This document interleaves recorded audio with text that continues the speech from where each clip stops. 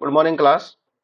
I doctor Amandeep welcome you all students. आज हम discuss करेंगे अनोवा, जो कि एडवांस स्टैटिस्टिक्स में एक बहुत ही इंपॉर्टेंट चैप्टर है, इंपॉर्टेंट टॉपिक भी है। इससे पहले हमने अनोवा लास्ट चैप्टर में डिस्कस किया हुआ है पूरी डिटेल में, बट आज जो हम अनोवा डिस्कस करेंगे, कुछ बुक्स के अंदर अनोवा जो है वो कुछ अलग टर्म्स के अंदर यूज किया हुआ है। तो उन टर्म्स को देखते हुए मैंने एक अलग से अनोवा पे वीडियो बनाई है। तो इस वीडियो को हम जल्दी ही कंप्लीट करेंगे। Within 1 hour I will try to finish the lecture. इस चैप्टर की खास बात यह रहेगी कि हम एनोवा को इक्वेशन वाइज कैसे हमने इसको सॉल्व करना है। जैसे कि हमने ये बताया कि एफ जो टेस्ट होगा वो होगा M S A divide by M S W. पिछली बार जो मैंने अनोवा का चैप्टर बनाया था उसमें मैंने ये बताया था कि एफ टेस्ट जो हम लगाएंगे अनोवा के अंदर, हम जो टेस्ट लगाते हैं वो ये होता है कि variance between the variables and variance between the with in the samples. तो ये जो विद इन द सैंपल और बिटवीन द सैंपल जो है, इसको अलग टर्म्स में कुछ बुक्स के अंदर दिखाया जाता है। तो इस बार हम इन टर्म्स को यूज करते हुए अनोवा को सीखने की कोशिश करेंगे, और इस चैप्टर में मैंने कुछ ग्राफ्स का भी यूज किया है, उसको भी हम देखेंगे। तो आई होप आपको ये लेक्चर पसंद आएगा। Let's start the chapter in detail. सबसे पहले इंट्रोडक्शन, कुछ इंट्रोडक्शन की बातें कि अनोवा हम कब यूज करते हैं। देखिए, एक हमने काई स्क्वायर टेस्ट लगाया था। उस काई स्क्वायर टेस्ट को लगाने के पीछे का मकसद ये होता है कि जब भी आपके पास मोर देन 2 सैंपल प्रोपोर्शंस होते हैं, अगर आप उनकी इक्वालिटी को चेक करना चाहते हैं, तब आप कौन सा टेस्ट लगाते हैं? काई स्क्वायर टेस्ट। जब मोर देन 2 सैंपल प्रोपोर्शंस आपने चेक करने हो, और अगर ये आपने कंक्लूजन निकालना हो कि क्या जो सैंपल आपने प्रोपोर्शंस के लिए निकाले हैं, क्या वो जो सैंपल आपने जिन पॉपुलेशन से लिए हैं, क्या उन पॉपुलेशन का प्रोपोर्शन सेम है, तो ये कंक्लूड करने के लिए हमें काई स्क्वायर टेस्ट का यूज करना होता है। तो ये बात थी अगर 2 से ज्यादा प्रोपोर्शन आपके पास हो। एनोवा आप कब लगाएंगे? जब आपके पास 2 से ज्यादा सैंपल मीन हो और आप उनकी इक्वालिटी को चेक करना चाहते हैं, whether there is any significant difference between the sample means when the number of samples are more than 2। जैसे आपने 4 सैंपल लिए हैं, अब इन 4 सैंपल्स के जो मीन्स हैं वो इक्वल है या नहीं आपस में, उनको आप टेस्ट करना चाहते हैं। और साथ साथ आप ये भी टेस्ट करना चाहते हैं कि ये जो सैंपल जिन पॉपुलेशन से लिए गए हैं, क्या वो पॉपुलेशन के मीन आपस में इक्वल है या नहीं। The mean of population 1 is equal to mean of population 2, mean of population 3 and mean of population 4।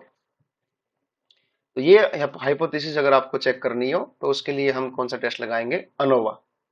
तो मोर देन 2 पॉपुलेशन प्रोपोर्शंस के लिए chi square test, more than 2 sample mean की इक्वालिटी चेक करनी हो तो अनोवा। ये बहुत ही बड़ा आपने डिफरेंस हमेशा याद रखना है कि अनोवा कब लगेगा और काई स्क्वायर कब लगेगा।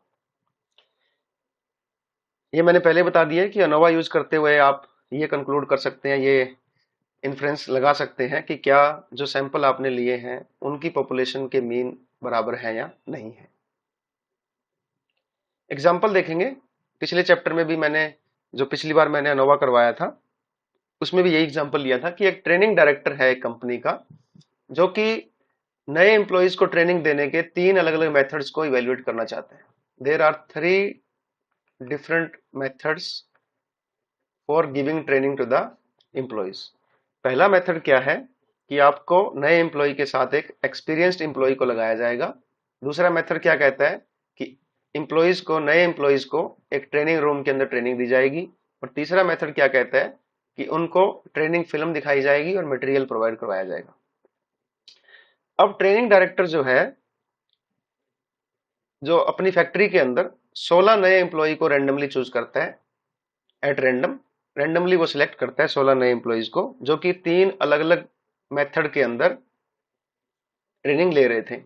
और अभी वो ये जानना चाहता है कि क्या इन तीनों का जो डेली प्रोडक्शन आया है after completing the program, training देने के बाद, ट्रेनिंग के दौरान उन्होंने जो प्रोडक्शन किया या ट्रेनिंग के बाद उन्होंने जो प्रोडक्शन किया, उसमें कितना प्रोडक्शन किया उन्होंने अलग अलग ट्रेनिंग के माध्यम से।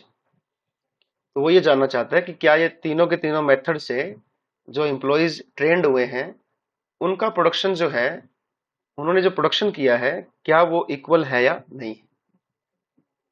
तो ये पहला मेथड है, ये दूसरा मेथड है और ये तीसरा मेथड है। अब यहाँ पे इन मेथड्स का उसने क्या दे रखा है, प्रोडक्शन दे रखा है। तो पहले मेथड में 5 लोग हैं, दूसरे मेथड में 5 लोग हैं और तीसरे मेथड में 6 लोग हैं और उनका हमने प्रोडक्शन ले रखा है। तो अब हमने क्या करना है, इन तीनों प्रोडक्शंस का, तीनों मेथड्स के प्रोडक्शन का मीन निकाल लेना है और ये देखना है कि क्या ये मीन जो है तीनों मेथड से मीन जो है वो इक्वल है या नहीं। Director wants to study whether there are differences in the effectiveness among the methods, कि क्या कौन सा मेथड बढ़िया है कौन सा मेथड घटिया है, वो ये देखना चाहते हैं। तो ये जो हमने एग्जांपल लिया था, इस एग्जांपल को हम वैसे देखें तो हमारे पास 3 मेथड हैं, मेथड 1, मेथड 2 और मेथड 3। तो अब हमारे पास मोर देन 2 सैंपल मीन है, मोर देन 2 सैंपल मीन। अब मन में सवाल ये आता है कि हम क्यों ना टी टेस्ट लगा दें, दो सैंपल को ले लें, पहले M1 एंड M2 को ले लें, फिर M2 एंड M3 को ले लें, फिर M1 एंड M3 को ले लें। इस तरह से हम क्या करेंगे, जिस तरह आपको मैथमेटिक्स का फार्मूला पता है 3c की पावर 2 कर देंगे। तो ये 3 मेथड आप, 3 टी टेस्ट आप लगा सकते हैं। तो टी टेस्ट हम 3 बार लगाएंगे, तो उसको लगाने से फिर हम आपस में देख सकते हैं कि क्या ये आपस में इक्वल है या नहीं है। तो अब इसमें प्रॉब्लम क्या आएगी, जब भी आप टी टेस्ट लगाओगे तो आपको पता है कि आप एक लेवल ऑफ सिग्निफिकेंस को चूज करते हैं कि मैं कितने परसेंट लेवल ऑफ सिग्निफिकेंस पे इस पर देख रहा हूं, कितने परसेंट मैं श्योर नहीं हूं, कितने परसेंट आप श्योर नहीं है, वो आप लेवल ऑफ सिग्निफिकेंस अल्फा से देखते हैं। तो हर बार आप 5% श्योर यहाँ पे नहीं होंगे। जब आप 3 बार टेस्ट लगाएंगे तो हर बार आपने 5% जो है अल्फा के ऊपर, 5% लेवल ऑफ सिग्निफिकेंस के ऊपर अपने आप को रिस्क लिया है। तो देर आर चांसेस कि कई बार जो होता है गलत भी आपसे डिसीजन लिया जाता है। तो ये आपसे, तो यहाँ पे 5% आप श्योर नहीं है, तो आप श्योर कितने परसेंट है, 95%। तीनों बार आप 95% श्योर रहेंगे, टी टेस्ट लगाएंगे। तो जब आप इनको कलेक्टिवली देखेंगे तो ये 95 इंटू 95 इंटू 95 हो जाएगा। तो ये उतना 95 नहीं रहेगा बल्कि ये कम हो जाएगा। तो इस तरह से हम अपनी जो सिक्योरिटी है, जो कॉन्फिडेंस है, वो लूज कर जाएंगे। तो इन सब का सोल्यूशन क्या है, टी टेस्ट ना लगा करके हम अनोवा लगाएंगे और एक झटके में देखना चाहेंगे कि ये तीनों इक्वल है या नहीं है। तो ये खास बात होती थी इस टेस्ट को लगाने की। अब सवाल ये उठता है कि ये सारी बातें मैंने आपको बता दी हैं, यही बातें लिखी हुई हैं कि आपको 3 इंडिविजुअल टी टेस्ट लगाने पड़ेंगे और अगर आप अल्फा 0.5% पे लगाएंगे तो देर आर 5% चांस है कि आप नल हाइपोथेसिस को रिजेक्ट कर देंगे, जबकि ये ट्रू होती है, टाइप 1 एरर हो जाएगा अल्फा के अंदर। तो 3 बार टाइप 1 एरर हो जाएंगे। तो 3 टेस्ट जब आप लगाओगे, टी टेस्ट लगाओगे, तो 0.5 अल्फा होने के बजाय ये बहुत ज्यादा हो जाएगा और वो जो कॉन्फिडेंस लेवल आपका 95% था, वो 95 रहने के बजाय 95 इंटू 95 इंटू 95 जो बनेगा वो इतना कम हो जाएगा। तो टाइप 1 एरर के चांसेस आपके बहुत ज्यादा बढ़ जाएंगे। तो फॉर्चुनेटली क्या है, एक हमारे पास ऐसी टेक्निक है जिसको हम कहते हैं एनालिसिस ऑफ वेरिएंस। तो हम टी टेस्ट क्यों नहीं लगा सकते इन 3 मेथड के बीच में, क्योंकि 3 मेथड के बीच में अगर टी टेस्ट लगाएंगे तो हमारा जो लेवल ऑफ सिग्निफिकेंस है वो बढ़ जाएगा और हमारा लेवल ऑफ कॉन्फिडेंस है वो तीनों को कलेक्टिवली जब हम इसका निकालेंगे तो कम हो जाएगा। तो हमें हमेशा अनोवा लगाना चाहिए जब भी हमारे पास मोर देन 2 या 3 सैंपल है। अब इस प्रॉब्लम को स्टेटमेंट के रूप में कैसे बदलेंगे, तो ये जो 16 ट्रेनी हमने चूज किए थे इसको हमने टेबल में निकाल दिया है और उनका मीन भी निकाल दिया है। ये तीनों मेथड से हमने उनका मीन निकाल दिया है। इनका मीन जो आया है वो आया है 17, 21 और 19। तीनों सैंपल का जो मीन है वो 17, 21 और 19 आया है। और नंबर ऑफ आइटम्स कितनी है, 5, 5 और 6। तो हमारे पास तीनों मेथड के मीन आ गए हैं। अब हमें क्या करना है, ग्रैंड मीन निकालना है, ग्रैंड मीन। आगे मैं सारी बातें बताऊंगा कि ग्रैंड मीन हम क्यों निकाल रहे हैं और क्यों कर रहे हैं ये सब। तो अब हमें क्या करना है, इस पूरे जो हमारे पास 15 सैंपल आए हैं, ये जो 16 सैंपल है हमारे पास, इन सबको हम एक मानते हुए एक ग्रैंड मीन निकाल लेंगे। देखिए हम ग्रैंड मीन क्यों निकाल रहे हैं वो आप ध्यान से समझ लीजिए। ग्रैंड मीन हम इसलिए निकाल रहे हैं क्योंकि आगे हम एक हाइपोथेसिस लेंगे कि population 1 mean is equal to population 2 mean is equal to population 3 mean, कि तीनों पॉपुलेशन के मीन जो है वो इक्वल हैं। ये हमें अजम्पशन भी लेनी होती है और ये हमारे को हाइपोथेसिस भी लेनी होती है कि तीनों पॉपुलेशन के मीन इक्वल हैं। तो अगर जब तीनों पॉपुलेशन के मीन इक्वल हैं तो इनको अलग अलग मेथड में डिवाइड करने की क्या जरूरत है। जब तीनों ही इक्वल हैं तो तीनों का मीन एक ही आना चाहिए। तो हमने क्या किया, इन तीनों मेथड के अंदर जो आइटम्स थी उनको एक मानते हुए, एक ही सैंपल का मानते हुए, एक ही पॉपुलेशन का मानते हुए एक ग्रैंड मीन निकाल लिया। तो इसको हम बोलते हैं ग्रैंड मीन, एक्स के ऊपर डबल बार जब लगते हैं। तो ग्रैंड मीन निकालने के दो तरीके हैं, एक तो जितनी भी आइटम्स हैं उन सबको जोड़ लीजिए और नंबर ऑफ आइटम्स से डिवाइड कर दीजिए, तो ये आएगा आपका 19। दूसरा तरीका क्या है कि आप ग्रैंड मीन निकाल सकते हो वेटेड एवरेज मेथड लगाते हुए। हमने वेटेड एवरेज मेथड किया हुआ है एवरेज निकालने के लिए। तो जितनी भी इंडिविजुअल जो सैंपल है उसका मीन ले लेंगे। हमारे पास 3 मीन आ गए, 17, 21 और 19। इसको हम मल्टीप्लाई कर देंगे उस पर्टिकुलर सैंपल में कितनी आइटम है डिवाइड बाय टोटल आइटम। तो इससे हमारे पास वेटेड एवरेज आ जाएगी। तो ये भी हमारे पास 19 आएगी। दोनों तरीकों से आपके पास ग्रैंड मीन कितना आ गया, 19। अब बात आती है कि हाइपोथेसिस कैसे हम डेवलप करेंगे। तो पहली हाइपोथेसिस हमारी नल हाइपोथेसिस होगी, that will be equal to, that null hypothesis will be that population 1 mean is equal to population 2 mean is equal to population 3 mean. और ये कितने भी सैंपल तक जा सकती है कि जितनी हमारे पास सैंपल थे और जिन सैंपल, ये जो सैंपल्स हैं जिन पॉपुलेशन से लिए गए हैं उनके मीन इक्वल हैं, ये हम मान के चलेंगे। और अल्टरनेटिव हाइपोथेसिस क्या हो जाएगी कि at least one of the mean is different from the other, कि जो हमने 3 या 4 सैंपल जो लिए थे उनमें से कोई एक जो है इक्वल नहीं है, वो कोई सा भी हो सकता है। तो अगर मान लो ये बराबर नहीं आए तो हमारी नल हाइपोथेसिस रिजेक्ट हो जाएगी। इन चारों में से अगर कोई भी नहीं आएगी तभी हमारी रिजेक्ट नहीं होगी, और अगर एक में भी इक्वालिटी नहीं आई तो वो हमारी नल हाइपोथेसिस रिजेक्ट मानी जाएगी। तो हम यूं लिखने की बजाय कि चारों इक्वल नहीं आएगी, ये भी लिख देते हैं कई बार कि at least one of the mean is different from the other. हम अल्टरनेटिव हाइपोथेसिस ये भी लिख सकते हैं कि μ1 is not equal to μ2 is not equal to μ3 is not equal to μ4, या फिर हम ये भी लिख देते हैं कि at least one mean is different from the other. इस तरह से हमें नल हाइपोथेसिस और अल्टरनेटिव हाइपोथेसिस को देखना होता है। तो नल हाइपोथेसिस क्या कहती है कि population means for all the treatment level are equal, और अल्टरनेटिव हाइपोथेसिस क्या कहती है कि अगर एक भी पॉपुलेशन मीन दूसरे मीन से अलग आया तो null hypothesis will be rejected. Assumption क्या लेके चलेंगे कि पॉपुलेशन जहां से आपने सैंपल लिए हैं वो नॉर्मली डिस्ट्रीब्यूटेड है। पॉपुलेशन जहां से आपने सैंपल लिए हैं उनके अंदर वेरिएंसेस इक्वल वेरिएंसेस हैं। वेरिएंसेस का मतलब पॉपुलेशन 1 का वेरिएंस, पॉपुलेशन 2 का वेरिएंस और पॉपुलेशन 3 का वेरिएंस इक्वल है। और नॉर्मली डिस्ट्रीब्यूटेड का मतलब कि पॉपुलेशन नॉर्मली डिस्ट्रीब्यूटेड है। एक बात याद रखना कि अगर आपका सैंपल साइज ज्यादा है तो फिर ये नॉर्मलिटी डिस्ट्रीब्यूशन वाली आप अजम्पशन छोड़ भी सकते हैं। तीसरी सबसे इंपॉर्टेंट अजम्पशन है कि सैंपल जो आपने लिए हैं वो रैंडमली लिए हैं और इंडिपेंडेंटली उठाए हैं। कोई आपने ऐसा मेथड नहीं लगाया कि पहला सैंपल दूसरे पर डिपेंड हो, या फिर आपने पहले सैंपल में से कुछ आइटम नहीं निकाली हो, दूसरे से आपने कुछ शर्त लगाई हो, और रैंडमली उठाई है आपने। तो वन वे अनोवा के अंदर हमने, ये हमारी नल हाइपोथेसिस हो जाएगी that μ1 is equal to μ2 is equal to μ3 up to sample n। और h1 क्या हो जाएगी, not all of the population mean are equal.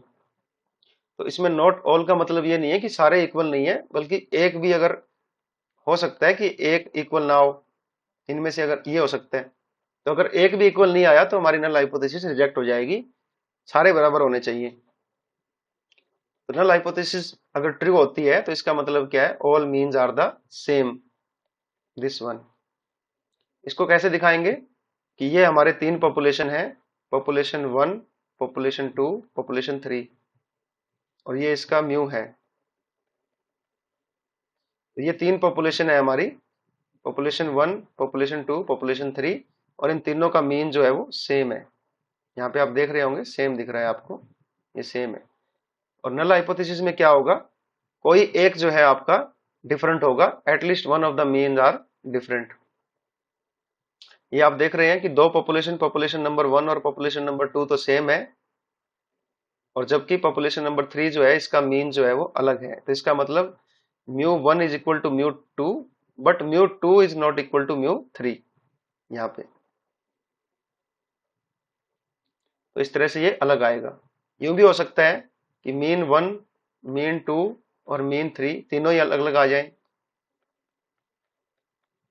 ये भी हो सकता है। तो ये कैसे शो होगा, इस तरह से शो होगा। तो हमें नल हाइपोथेसिस हमेशा क्या बनानी है कि मीन आपके इक्वल है, पॉपुलेशन मीन, और अगर इन तीनों में से कोई एक भी इक्वल नहीं आया तो हमारी नल हाइपोथेसिस रिजेक्ट हो जाएगी, अल्टरनेटिव सिलेक्ट हो जाएगी। ये देखो ये आ गया। अब अब असली कहानी शुरू होती है, अब यहां से असली चैप्टर शुरू होगा। हम क्या कर रहे हैं, एनालिसिस ऑफ वेरिएंस को अगर आप जानेंगे तो उसका नाम है अनोवा। तो ये हो गया एनालिसिस, ये हो गया ऑफ, ये हो गया वेरिएंस, ये हो गया एनालिसिस। तो हम क्या कर रहे हैं, वेरिएंस को एनालाइज कर रहे हैं, वेरिएंस को देख रहे हैं। वेरिएंस का मतलब वेरिएशन कितना है। तो इस पर्टिकुलर अनोवा में हम लोग वेरिएशन को पकड़ेंगे, टोटल वेरिएशन कितना है, और उसको हम दो पार्ट में डिवाइड कर देंगे। तो हम क्या करेंगे, टोटल वेरिएशन निकाल लेंगे और उस टोटल वेरिएशन को दो पार्ट में डिवाइड कर देंगे। पहला हम देखेंगे कि बिटवीन द सैंपल कितना वेरिएंस है, बिटवीन सैंपल, सैंपल के बीच में कितना वेरिएंस है। और दूसरा हम देखेंगे विद इन सैंपल कितना वेरिएंस है। एक सैंपल जो आपने लिया हुआ है, तीन सैंपल लिए हुए हैं, हर एक सैंपल के अंदर कितना वेरिएंस है। ये आपका पहला सैंपल था, इसमें कितना वेरिएंस है। ये आपका दूसरे सैंपल की आइटम थी, इसमें कितना वेरिएंस है। और ये तीसरा, तो इनके अंदर कितना वेरिएंस है। और यहां हमने तीन सैंपल लिए थे, इन तीन सैंपल के बीच में कितना वेरिएंस है, सैंपल नंबर 1, सैंपल नंबर 2 और सैंपल नंबर 3। तो टोटल वेरिएशन को हम दो पार्ट में डिवाइड कर दिया, पहला बिटवीन और दूसरा विद इन। और इन दोनों का जोड़ ही क्या कहलाएगा, टोटल वेरिएशन। तो टोटल वेरिएशन जो है इस पर्टिकुलर अनोवा के अंदर हमने दो पार्ट में डिवाइड करना है। वो दो पार्ट कौन कौन से होंगे, SSA एंड SSW। SSA का क्या मतलब है, sum of square among the samples, और SSW क्या है, sum of square within sample. यही मैं कह रहा था कि पिछली बार जो मैंने अनोवा करवाया था उसमें इस तरह की टर्मिनोलॉजी का यूज नहीं था। वहां पे हमने दो चीजें ली थी, variance between the sample plus variance with in the sample, हमने ये टर्मिनोलॉजी यूज की थी। बट कुछ बुक्स के अंदर बच्चों ने इस तरह से किया हुआ है तो उनको ये आसान लगता है। तो हमने क्या किया, SST क्या है, total sum of square, total sum of square. अब ये सम ऑफ स्क्वायर क्या है, अगर आपको पता हो कि वेरिएंस का फार्मूला क्या होता है, x माइनस एक्स बार का whole square sigma divide by n, है ना। तो ये जो आपने x माइनस एक्स बार का स्क्वायर जो किया है, इसको हमने कहा है सम ऑफ स्क्वायर, इसका हमने सम ले लिया। तो इसको हमने बोला है टोटल सम ऑफ स्क्वायर, मतलब टोटल वेरिएशन कितना है। और SSA क्या है, sum of square among the sample, among the sample मतलब सैंपल के बीच में कितना है। और ये क्या है, within the sample sum of square, एक सैंपल के अंदर कितना है। तो इस तरह से हमने टोटल वेरिएशन को दो पार्ट में डिवाइड कर दिया है। SST क्या है, total sum of square. SSA क्या है, sum of square among the groups, जिसको हमने कहा है अमंग ग्रुप वेरिएशन या बिटवीन सैंपल। और sum of square within the groups within group variation. इस तरह से हम इसको देख सकते हैं। अब देखो टोटल वेरिएशन अगर 100 आया है तो ये इन दोनों का जोड़ होगा, तो ये मान लो 60 आया तो ये 40 मिलेगा, ये अगर 70 आया तो ये 30 मिलेगा। क्लियर?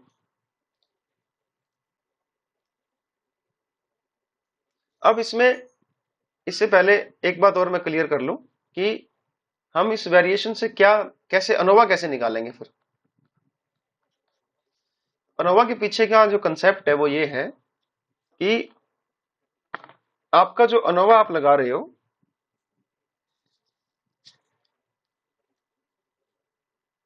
आपने जो अनोवा लगाया है उसमें हम ये मान के चले हैं कि mean 1 is equal to mean 2 is equal to mu 3, कि पॉपुलेशन के मीन जो है वो इक्वल है। अब यहाँ पे आपने जो ये अजम्पशन लेके आप चले हो, इस अजम्पशन के अंदर आपने हम अनोवा को सॉल्व कैसे करेंगे। तो जब ये आपने नल हाइपोथेसिस ली थी कि mean 1 is equal to mean 2 is equal to mean 3, तो फिर हमने ये जो तीन अलग अलग मेथड लिए थे, मेथड 1, मेथड 2 और मेथड 3,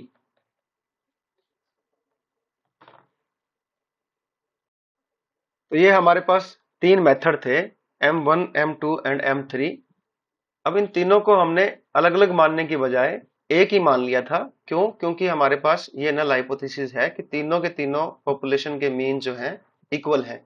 ये जो तीन सैंपल हमने लिए हैं ट्रेनिंग मेथड के, तीन एम्प्लॉयज लिए हैं अलग अलग, तीन तीन मेथड से अलग अलग एम्प्लॉयज लिए हैं, उन सबके जो मीन है वो इक्वल है। तो अब अनोवा क्या करता है, इन सारे सैंपल को एक सैंपल मान करके टोटल वेरिएशन निकाल लेता है कि ये जो इंडिविजुअल आइटम्स हैं सैंपल की, ये ग्रैंड मीन से कितनी दूर है, ये जो आपका ग्रैंड मीन है इससे कितनी दूर है। और फिर यहां भी ये क्या करता है, नीचे ये जो सैंपल है इनके बीच में कितना वेरिएशन है उसको देख लेता है, बिटवीन द सैंपल कितना वेरिएंस है, बिटवीन सैंपल वेरिएंस देख लेगा। और यहां पे ये क्या करेगा, विद इन द सैंपल, एक सैंपल के अंदर कितना वेरिएंस है, within sample variance check कर लेगा। अब क्या होता है, अब सबसे मेन बात आती है कि अगर आपका ये जो हाइपोथेसिस जो आपने नल हाइपोथेसिस जो ली है, अगर वो हाइपोथेसिस आपकी ट्रू है, अगर वो हाइपोथेसिस आपकी ट्रू है, तो इसका मतलब है कि चाहे आप विद इन द सैंपल देखो, चाहे आप बिटवीन सैंपल देखो, चाहे आप बिटवीन सैंपल देखो, चाहे आप विद इन सैंपल वेरिएंस निकालो, वो दोनों वेरिएंस सेम आने चाहिए। क्यों सेम आने चाहिए? क्योंकि इन सैंपल्स के बीच में जो डिफरेंस है, इन सैंपल के बीच में जो डिफरेंस है और इन सैंपल के अंदर जो डिफरेंस है वो बराबर होना चाहिए, क्योंकि आपका जो पॉपुलेशन के जो मीन है वो इक्वल है। ये कंसेप्ट है अनोवा का। तो हम क्या करेंगे, टोटल वेरिएशन को कैसे निकालेंगे, बिटवीन वेरिएंस और विद इन सैंपल वेरिएंस। तो मान लो ये 200 आ गया, तो ये भी 100 आना चाहिए और ये भी 100 आना चाहिए। अगर ये दोनों बराबर आएंगे, वेरिएशन जो है, जो वेरिएशन जो है वो बराबर आएंगे, तो आपका एफ क्या आएगा, 1। तो ये जब 1 आएगा तो आपकी नल हाइपोथेसिस जो है वो एक्सेप्ट हो जाएगी। तो ये पूरी कहानी है अनोवा के पीछे की। आगे मैं आपको बार बार याद करवाता रहूंगा कि अनोवा में हम क्या कर रहे हैं। तो सबसे पहले हम क्या निकालेंगे, टोटल वेरिएशन निकालेंगे, टोटल सम ऑफ स्क्वायर, जिसको हम बोलते हैं SST, total sum of square, total variation. तो टोटल वेरिएशन कैसे निकलता है, SSA प्लस SSW। SST निकालने का फार्मूला क्या है, ये आपका फार्मूला दिया हुआ है। इसमें क्या कह रहा है ये कि ये XIJ क्या है, J क्या है आपका, J क्या है सैंपल, पूरे सैंपल, सैंपल 1, सैंपल 2 और सैंपल 3। तो यहाँ पे हमने J को क्या माना है, एक पर्टिकुलर सैंपल मान लिया। और I क्या है, उस सैंपल के अंदर आइटम, I क्या है, आइटम इन द सैंपल। तो हम SST में मैंने आपको यही बताया ना कि आप SST में आप क्या देख रहे हो कि इंडिविजुअल आइटम्स जो हैं वो ग्रैंड मीन से कितनी दूर है। ये आपकी इंडिविजुअल आइटम्स हैं, पूरी पूरे सैंपलों की इंडिविजुअल आइटम्स। हमारे पास तीन सैंपल थे, एक में 5 आइटम थी, एक में 5 आइटम थी और तीसरे में 6 आइटम थी। मेथड 1, मेथड 2 और मेथड 3। तो यहाँ पे जितनी भी आइटम्स हैं, वो आइटम्स, पर्टिकुलर आइटम, वो सारी की सारी क्या कहलाएंगी, एक्स आई जे। वो कितनी दूर है ग्रैंड मीन से। तो एक्स आई जे इंडिविजुअल आइटम्स टोटल सैंपल्स के अंदर माइनस ग्रैंड मीन, और इन सब का स्क्वायर। और ये दो अल्फा दो सिग्मा हमने क्यों लगाए हैं, ये सी है आपका number of groups, J is equal to 1, और ये क्या है, number of item in a sample, I is equal to 1। तो ये हमने इस तरह से इसको डील करना है। तो एसएसटी मेनली क्या बताता है, ये बताता है कि आपकी जो सैंपल्स की जितनी भी आइटम्स हैं, वो सैंपल्स की जितनी भी आइटम है वो ग्रैंड मीन से कितनी दूर है, उन सबका स्क्वायर और इन सबका सम। तो ये सी क्या किसके लिए, ग्रुप के लिए, जे मतलब ग्रुप का, J is equal to group, और एन जे क्या है, number of item in the group, I is equal to 1। तो ये सारा क्या बताएगा कि आपका जो इंडिविजुअल आइटम, टोटल वेरिएशन निकालने के लिए इंडिविजुअल आइटम कितनी दूर है आपके ओवरऑल ग्रैंड मीन से। ये सारी बातें मैंने आपको बता दी। अब टोटल सम ऑफ स्क्वायर का अगर ग्राफ में देखना हो तो इसका फार्मूला यहां से भी निकल सकता है कि ये x11 क्या है, पहले सैंपल की पहली आइटम, और उसको किससे माइनस कर दिया, ग्रैंड मीन से, और उसका स्क्वायर कर दिया। फिर x12 क्या है, पहले सैंपल की दूसरी आइटम, उसको ओवरऑल मीन से माइनस कर दिया, उसका स्क्वायर कर दिया। तो ये सारे आइटम्स चलते रहेंगे ग्रैंड मीन से दूरी निकालने के लिए। तो अगर इसको मैं ग्राफ में लेके चलूं तो ये ग्राफ देखिए, यहाँ पे ये ग्रुप है मेरे तीन, जो मैंने तीन मेथड लिए थे। यहाँ पे देखिए 5 आइटम है पहले ग्रुप में, तो ये 5 आइटम, इधर दूसरे ग्रुप में 5 आइटम, और इधर तीसरे ग्रुप में 5 आइटम। तो मैंने इन सब का क्या निकाल लिया, एक ग्रैंड मीन निकाल लिया, जो यहाँ बीच में रेड कलर से आपको दिखाई दे रहा है, ये जो लाइन आपको दिखाई दे रही है रेड कलर वाली। अब एसएसटी क्या मेजर करता है कि इंडिविजुअल आइटम्स जो हैं, जो इंडिविजुअल आइटम्स हैं एक्स आई जे, वो ग्रैंड मीन से कितनी दूर है, उन सबका स्क्वायर। तो ये आइटम देखो, ये वाली आइटम, ये हमने देखा है ये इतनी दूर है, तो इस आइटम को हम x11 है ये, इसको ओवरऑल मीन का स्क्वायर करना पड़ेगा ये, ताकि ये सारी की सारी आइटमें पॉजिटिव आ जाए, इसलिए हम इसका स्क्वायर करते हैं। अब इस बात का हमें ध्यान रखना है। इससे आगे जब हम चलेंगे तो ये सारी आइटमें कितनी कितनी दूर है वो आप देख रहे होंगे, वो सारी यहाँ पे हम मेजर कर रहे हैं कि वो ओवरऑल मीन से कितनी दूर है। तो ये हमें क्या बताता है, एस एस टी। आगे हम देखेंगे टोटल सम ऑफ स्क्वायर। ये हमने जो हमने 3 सैंपल लिए थे उन सबको हमने यहाँ लाइन में लगा दिया है। तो ये मेरे 5 आइटम मेथड 1 की थी, ये 5 आइटम मेथड 2 की थी, और ये 6 आइटम मेथड 3 की थी। इनको मैंने ओवरऑल मीन से कितनी दूर है उसका डिफरेंस मैंने यहाँ निकाल लिया है, ये सारा डिफरेंस आ गया, और इसका कर दिया मैंने स्क्वायर। तो ये सारी आइटम मेरी जो है स्क्वायर करने के बाद ये जो टोटल आया है मेरा, ये क्या है, S S T. S S T कितना आ गया, 233। इसका मतलब सैंपल की जो भी आइटम्स थी वो ओवरऑल मीन से कितनी दूर है, इसका स्क्वायर है।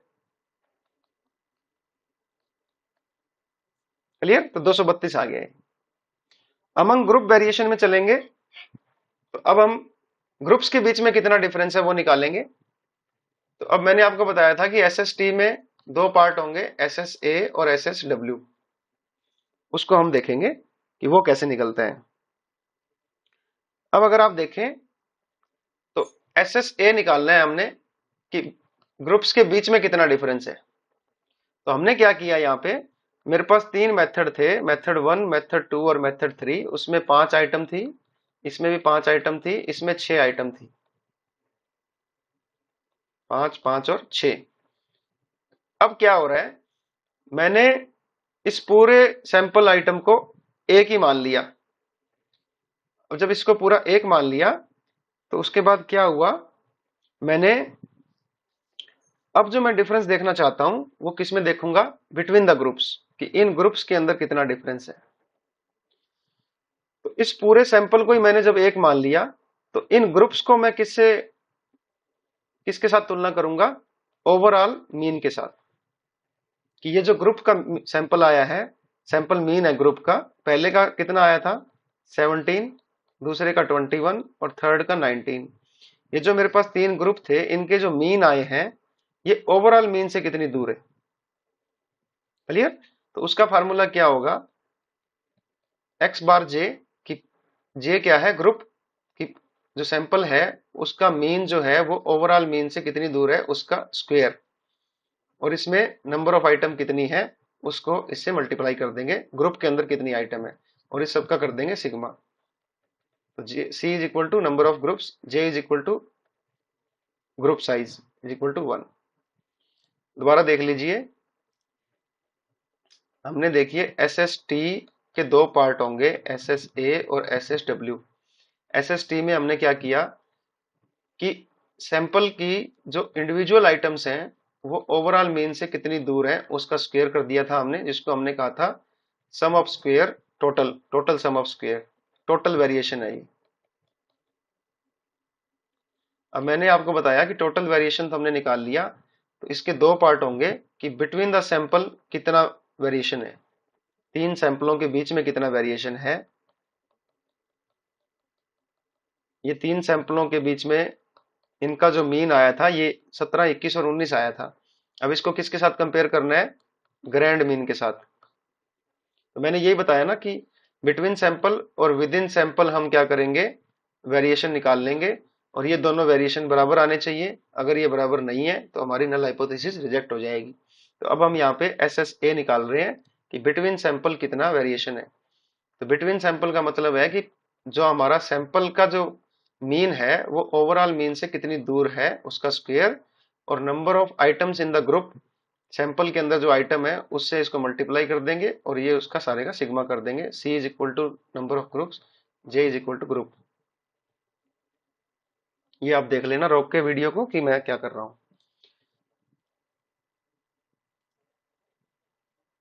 तो अमंग द ग्रुप वेरिएशन क्या बताता है कि ये जो हमारे ग्रुप हैं ये आपस में एक दूसरे से कितनी दूर है, आपस में ये एक दूसरे से कितना वेरिएशन है इनका आपस में एक दूसरे से। तो एक दूसरे से वेरिएशन निकालने के लिए हम किससे कंपेयर करेंगे कि सैंपल का जो मीन है वो ओवरऑल मीन से कितनी दूर है, और नंबर ऑफ आइटम से, ग्रुप में जो नंबर ऑफ आइटम है इसे मल्टीप्लाई कर देंगे और ये जे इज इक्वल टू 1 हो जाएगा। अब ये तो आ गया वेरिएशन अमंग द सैंपल। अब हमें क्या निकालना है, मीन स्क्वायर निकालना है, mean square among the sample. ये तो टोटल वेरिएशन है ना, ये जो है ये टोटल वेरिएशन है अमंग द सैंपल। हमें मीन वेरिएशन निकालने हैं, तो मीन वेरिएशन निकालने का फार्मूला क्या होता है, sum of square among the sample divide by degree of freedom. तो यहाँ पे डिग्री ऑफ फ्रीडम क्या होगी, C minus 1, number of group minus 1। ये हमने हमेशा याद रखना है कि जब भी आपने ग्रुप्स के बीच में डिग्री ऑफ फ्रीडम निकालनी है, mean mean square among the sample निकालने के लिए हमने एस एस ए को किससे डिवाइड किया है, डिग्री ऑफ फ्रीडम से। डिग्री ऑफ फ्रीडम कितनी होंगी, क्योंकि हमारे पास तीन सैंपल है, तो तीन सैंपल में से आपको पता है कि डिग्री ऑफ फ्रीडम हमेशा एक कम होती है, तो number of groups minus 1, C minus 1 रहेगी। तो वहां से हमारे पास क्या आ जाएगा, mean square among the variation, mean square among the samples. इसका फार्मूला क्या रहेगा एस एस ए निकालने का, इंडिविजुअली अगर आपने निकालना हो तो ये सैंपल 1 है मेरा, ये ओवरऑल सैंपल से कितनी दूर है उसका स्क्वायर, नंबर ऑफ आइटम्स कितनी है उस ग्रुप में, ये मेरे दूसरे सैंपल का मीन ओवरऑल सैंपल से कितना दूर है इसका स्क्वायर, और नंबर ऑफ आइटम कितनी है उस ग्रुप के अंदर। इस तरह ये चलता रहेगा, बहुत ही इजी है।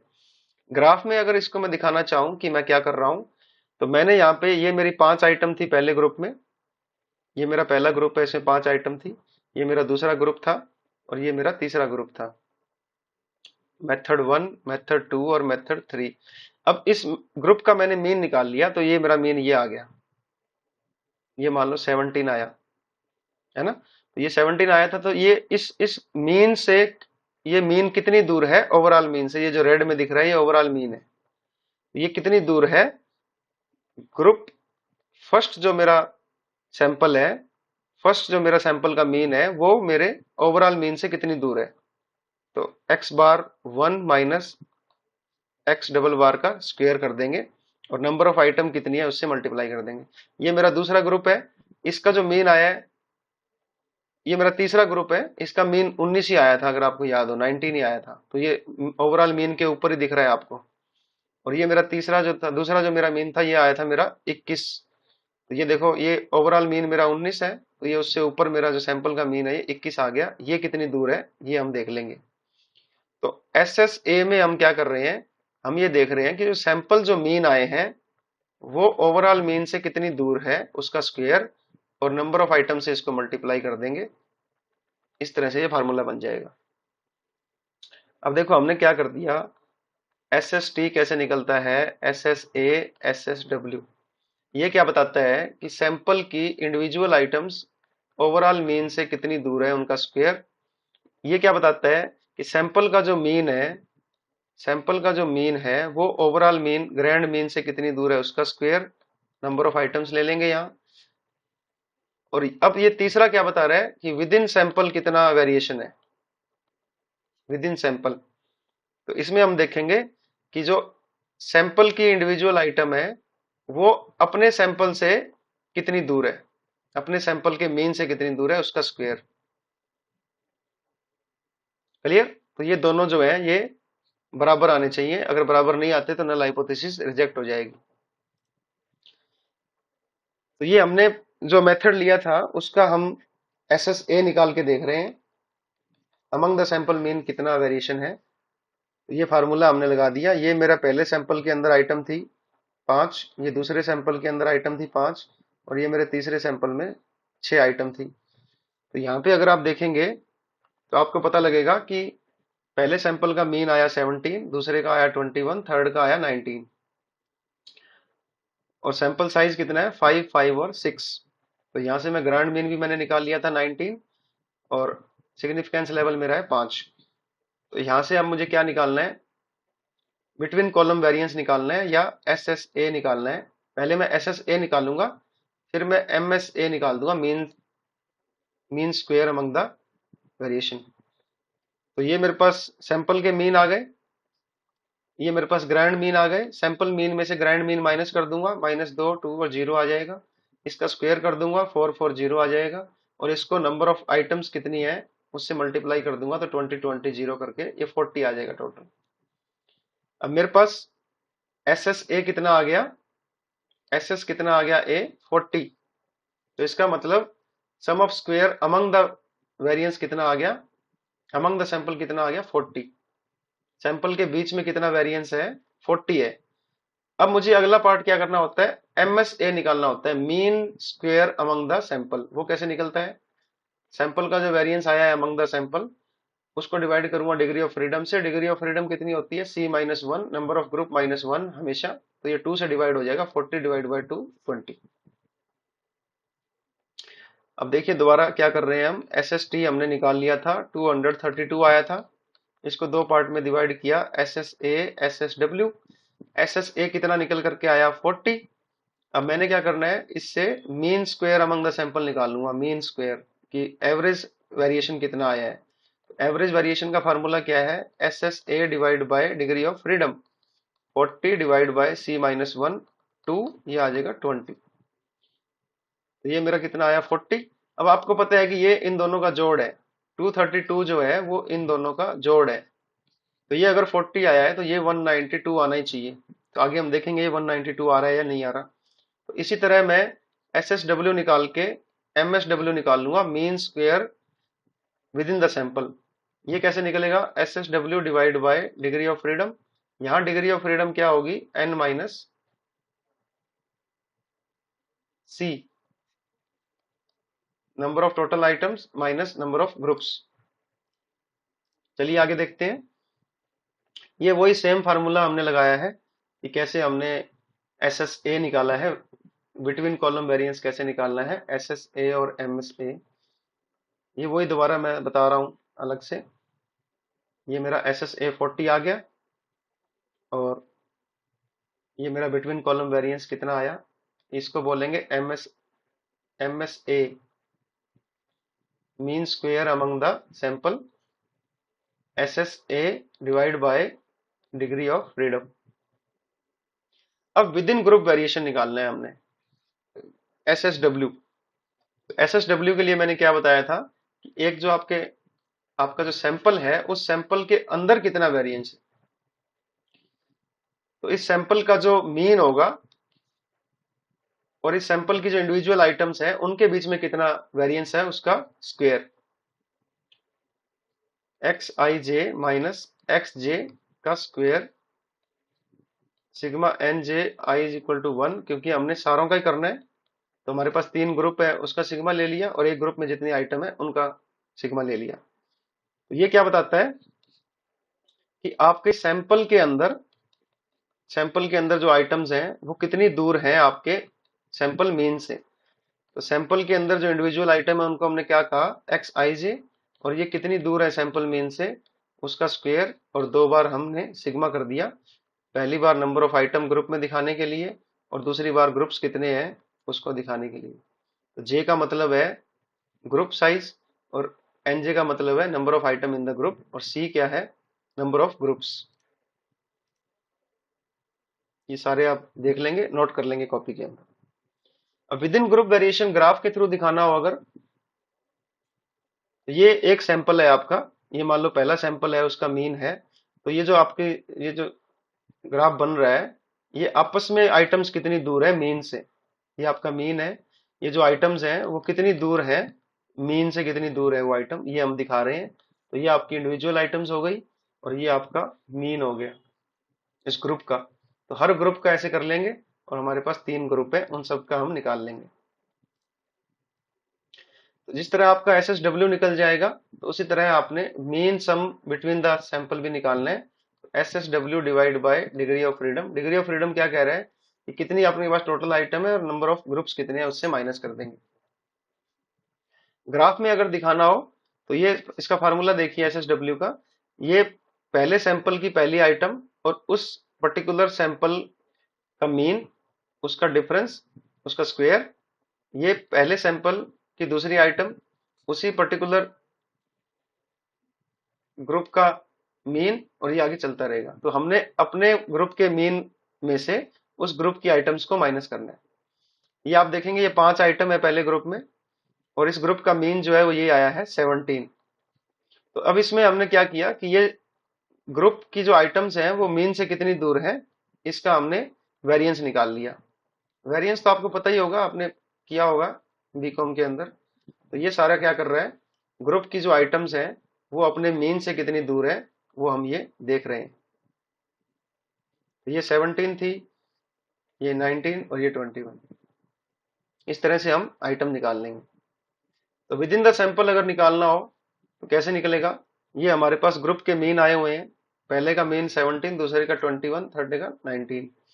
तो ग्रुप की जो पर्टिकुलर आइटम है वो आपने यहाँ, ये रही मेरी पर्टिकुलर आइटम 15, 18, 19, 22 और 11, इसको मैं ग्रुप के मीन में से माइनस कर रहा हूं। अब ये जो आया है इसका स्क्वायर कर दूंगा, ये मेरा कितना आ गया 70। तो पहले ग्रुप के अंदर कितना वेरिएंस है 70 अपने इंडिविजुअल आइटम से। इसी तरह दूसरे का निकल जाएगा 62 और थर्ड के अंदर कितना वेरिएंस है अपने ग्रुप आइटम से, कितनी दूर है 60।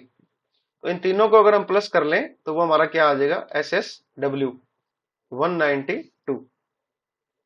अगर आपको याद हो तो मैंने कहा था कि हम टोटल वेरिएंस निकालेंगे, अमंग द ग्रुप वेरिएंस निकालेंगे और बिटवीन निकालेंगे। तो ये हमारा 232 आया था, ये हमारा 40 आया था और ये हमारा 192 आया है।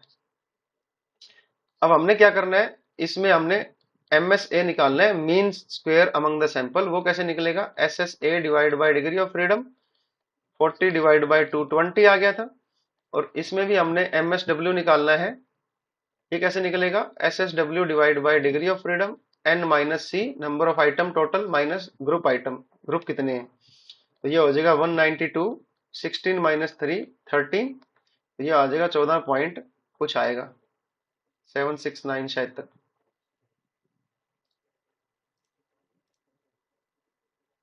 तो ये हमारे पास इस तरह से मैंने with in column variance MSW निकालने के लिए मैं SSW निकाल रहा हूं। तो पहले मैं करवा चुका हूँ, सेम मैं बता रहा हूँ यहाँ पे 70, 62 और 60 ये आ गया था 192। और MSW कैसे निकलेगा? SSW divide by degree of freedom, तो ये आ जाएगा 192 डिवाइड बाय 13। ये वही बात मैंने जो पहले बताई थी वो आ गई है। अब हमने आगे क्या करना है, मीन स्क्वायर निकालने हैं। Mean square among the sample already मैं आपको बता चुका हूँ, C-1 होता है। Mean square between the sample, जो आपका SSW आएगा उसको N-C कर देंगे, और MST कोई खास काम नहीं आता, ये यूं ही है। अब F स्टैटिस्टिक्स, अब हमने F टेस्ट लगाना है, F स्टैटिस्टिक्स निकालना है आगे। तो अब तक हम क्या कर चुके हैं, SST निकाल चुके हैं, SSA निकाल चुके हैं, SSW निकाल चुके हैं, MSA निकाल चुके हैं, MSW निकाल चुके हैं। अब आगे जो है कहानी यहां से शुरू होती है। ये हमारी हाइपोथेसिस थी। F स्टैटिस्टिक्स कैसे लगेगा, MSA डिवाइड बाय MSW। देखो, जब मैंने स्टार्टिंग में आपको ये चैप्टर करवाया था तब मैंने आपको यही कहा था कि अनोवा हम कैसे निकालते। अनोवा के पीछे का कंसेप्ट क्या है कि सारी पॉपुलेशन ही, जब तीनों सैंपल जिस पॉपुलेशन से लिए गए हैं उनके जब मीन इक्वल है, तो क्यों ना हम ये जो हमने तीन अलग अलग सैंपल लिए थे इनको हम एक ही मान लें। इनको अगर एक मान लें तो हमने क्या निकाल लिया था, टोटल वेरिएशन। टोटल वेरिएशन जो है वो हमने दो पार्ट में डिवाइड किया था कि सैंपल के बीच में कितना वेरिएंस है और सैंपल के अंदर कितना वेरिएंस है। तो अगर जब आपके मीन इक्वल होंगे तो उसके अंदर जो वेरिएशन आया है और उससे जो सैंपल के बीच में जो वेरिएशन होगा और सैंपल के अंदर जो वेरिएशन होगा वो बराबर होना चाहिए। तो SSA और SSW जो है बराबर होना चाहिए, या यूं कह लो कि अगर इसका मीन निकालेंगे, मीन MSA और MSW जो है वो दोनों एक आने चाहिए। तो ये जितने दूर होंगे एक से उतना ही हमारा नल हाइपोथेसिस रिजेक्ट होता चला जाएगा। तो MSA और MSW 1 होना चाहिए। क्यों? क्योंकि ये क्या है, mean square among the sample, sample के बीच में कितना वेरिएशन आया है मीन, और ये क्या है, mean square within the sample, sample के बीच अंदर कितना वेरिएंस है। तो ये दोनों इक्वल होने चाहिए। इसका मतलब इनका जो रेशियो आना चाहिए वो एक आना चाहिए। तो ये जितना दूर होगा एक से उतना ही इसका मतलब, एक से दूर होने का मतलब क्या है कि MSA जो है वो ज्यादा आ रहा है, MSW कम आ रहा है। और ये कभी भी एक से कम नहीं होगा, एक से ज्यादा ही मिलेगा आपको हमेशा ही। डिग्री ऑफ फ्रीडम मैंने आपको बता दिया है। MSA निकालने के लिए डिग्री ऑफ फ्रीडम जो है वो C-1 होती है, और MSW निकालने के लिए हम डिग्री ऑफ फ्रीडम जो यूज करते हैं वो N-C होती है, number of item total minus number of groups. तो F स्टैटिस्टिक्स क्या है, रेशियो ऑफ द, कितना वेरिएंस है अमंग द सैंपल और विद इन द सैंपल। और ये डिपेंड करता है, शेप क्या होगी एफ टेस्ट की, वो डिपेंड करता है न्यूमरेटर और डिनोमिनेटर की डिग्री ऑफ फ्रीडम कितनी है, MSA की डिग्री ऑफ फ्रीडम कितनी है और MSW की डिग्री ऑफ फ्रीडम कितनी है, उसके ऊपर डिपेंड करता है कि आपकी शेप क्या आएगी।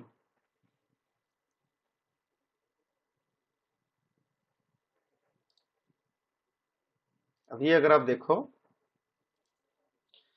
ये आपका टेस्ट है। यहाँ पे हम लेवल ऑफ सिग्निफिकेंस देखेंगे और देखेंगे कि इस एरिया में आ रही है या इससे बाहर आ रही है, उस टेबल के साथ इसको मैच करेंगे कितने लेवल ऑफ सिग्निफिकेंस पे आप चेक कर रहे हो। तो एफ डिस्ट्रीब्यूशन जो है, एफ टेस्ट जो है उसका जो डिस्ट्रीब्यूशन बनता है वो अलग अलग डिग्री ऑफ फ्रीडम पे अलग अलग बनता है। ये जो अलग अलग डिग्री ऑफ फ्रीडम है ये आपकी MSA की डिग्री ऑफ फ्रीडम है और ये MSW की है, विद इन सैंपल की डिग्री ऑफ फ्रीडम और ये बिटवीन सैंपल। तो जो जो ये डिग्री ऑफ फ्रीडम बढ़ती चली जाएगी त्यों त्यों आपका जो डिस्ट्रीब्यूशन है वो नॉर्मल होता चला जाएगा। अब हमारी डिग्री ऑफ फ्रीडम अगर आप देखोगे कितनी आ रही है वो मैं अभी बताता हूँ आपको। एक बार हम इस फॉर्म, ये टेबल जो है ये टेबल हमें तंग करती है कई बार, कुछ बुक्स के अंदर ये टेबल दी होती है। यहाँ अमंग ग्रुप वेरिएशन दिखा रखा है, ये विद इन ग्रुप वेरिएशन है और ये टोटल वेरिएशन है। तो इसको हम बोलेंगे SSA between the group, sum of square within the sample, और ये SST, ये इन दोनों का जोड़ है, इन दोनों का जोड़ है वो SST है। अब इसकी इसकी डिग्री ऑफ फ्रीडम क्या बनेगी, C माइनस 1। SSW की degree of freedom N minus C, इसकी डिग्री ऑफ फ्रीडम कोई काम की नहीं आती। और मीन स्क्वायर वेरिएंस कैसे निकालेंगे? Mean square among the variance SSA divide bye C minus 1, और MSA कैसे निकलेगा? SSW divide by N minus C। Last में F स्टेटिस्टिक्स निकालनी है, वो MSA और MSA का, MSA और MSW का, sorry for the mistake, MSW, इसका रेशो होगा। ये रेशो हमेशा मोर देन 1 आएगा, और इस रेशो को हमें फिर क्या करना होगा? टेबल के अंदर जाकर के चेक करना होगा कि एक्सेप्ट हो रहा है या रिजेक्ट हो रहा है। तो हमारी जो हमने टेबल बनाई है उसमें अगर आप देखोगे तो अमंग द ग्रुप वेरिएंस हमारा कितना आया था? 40। विद इन द ग्रुप हमारा टोटल वेरिएंस कितना आया था? 192। और टोटल वेरिएंस हमारा कितना आया था? 232। इसको जब हम number of degree of freedom से डिवाइड कर देंगे तो यहाँ SSA की डिग्री ऑफ फ्रीडम 2 आई थी, तो ये आ गया था 20, और ये 192 डिवाइड बाय 30, ये आ गया था 14.769। तो F स्टैटिस्टिक्स कैसे निकलेगा? MSA डिवाइड बाय MSW, कि among the sample mean variance कितना है और बिटवीन सैंपल मीन वेरिएंस कितना है, वो आ गया हमारा 1.3542। अब इसको हमने चेक करना है टेबल 6 के अंदर जाकर के कि ये बाहर आएगा या अंदर आएगा। अब हमारे पास SSA आ गया है, बिटवीन कॉलम वेरिएंस, कि सैंपल के बीच में कितना वेरिएंस है, वो हमारा कितना आया था? 40। फिर हमने मीन स्क्वायर निकाल लिया था among the variance, 40 divide by 2, 20। इसी तरह हमने SSW निकाल लिया था, ये आया था 192, और ये क्या था? सैंपल के अंदर कितना टोटल वेरिएशन है। फिर हमने इसका मीन निकाल लिया था, 192 divide by 13, total number of item थी 16, और ये था 3, तो ये आ गया था 14.769। फिर हमने F स्टैटिस्टिक्स निकालना है, इसको इससे डिवाइड कर देना है, तो 20 डिवाइड बाय 14.769, ये आ गया था 1.354। अब बात करते हैं कि डिग्री ऑफ फ्रीडम न्यूमरेटर की कितनी होगी और डिग्री ऑफ फ्रीडम डिनोमिनेटर की कितनी होगी। न्यूमरेटर की degree of freedom C minus 1, 3 minus 1 2। Denominator की N माइनस C, 16 में से 3 गए 13। तो 2 डिग्री ऑफ फ्रीडम न्यूमरेटर में और 13 डिग्री ऑफ फ्रीडम डिनोमिनेटर में। हम देखेंगे अल्फा हमारा कितना है? 0.05। अब इसको हम क्या करेंगे? टेबल में जाकर के चेक कर लेते हैं कि ये कितना आ रहा है।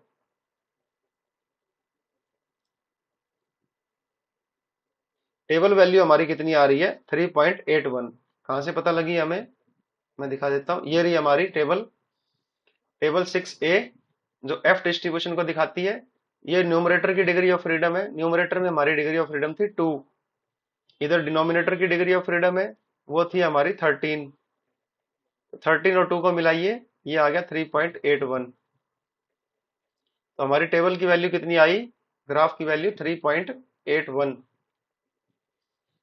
ये हमारा रिजेक्शन एरिया के पास ये जो एरिया है, ये वैल्यू आ रही है 3.81, और हमारी जो वैल्यू है वो है 1.35। तो ये एक्सेप्टेंस रीजन में आ रही है, तो हम इसको नल हाइपोथेसिस को क्या करेंगे? एक्सेप्ट कर लेंगे कि तीनों मेथड के अंदर कोई डिफरेंस नहीं है। जिन पॉपुलेशन से लिए गए हैं उनके मीन क्या है? इक्वल है। इन तीनों के मीन में कोई डिफरेंस नहीं है। आप चाहे कोई सा ही मेथड लगाओ, प्रोडक्शन इनका सेम आएगा। थैंक यू, आपने इस लेक्चर को इतने ध्यान से सुना। ये टोटल ओवरऑल की प्रोसेस थी। अगर आपने मैं आपको ओवरऑल क्रक्स दे देता हूं कि अनोवा में हम क्या करते हैं? टोटल वेरिएशन निकालते हैं। टोटल वेरिएशन को 2 पार्ट में डिवाइड करते हैं, SSA, SSW। इसको हम बोलते हैं बिटवीन सैंपल वेरिएंस, इसको हम बोलते हैं with in sample variance.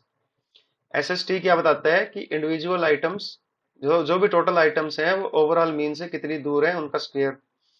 SSA क्या बताता है कि सैंपल की जो मीन है वो ओवरऑल मीन से कितना दूर है, उसका स्क्वायर, नंबर ऑफ आइटम कितनी है, इन सब का टोटल।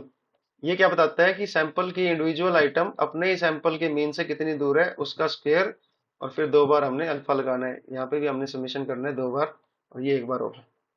अब यहाँ पे हमें टोटल वेरिएशन आ गया है, ये 232 आया था, तो चेक करने के लिए ये 40 आया था, तो ये 192 आया था।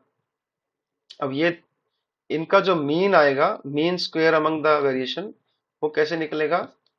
Degree of freedom. तो ये सैंपल के बीच में है, सैंपल कितनी है? 3, तो 3 माइनस 1 मतलब C-1। इसका जो mean square between the with in sample आया था, वो क्या फार्मूला था? Degree of freedom. तो क्योंकि सारे सैंपलों को देख रहे हैं, तो C-N-C,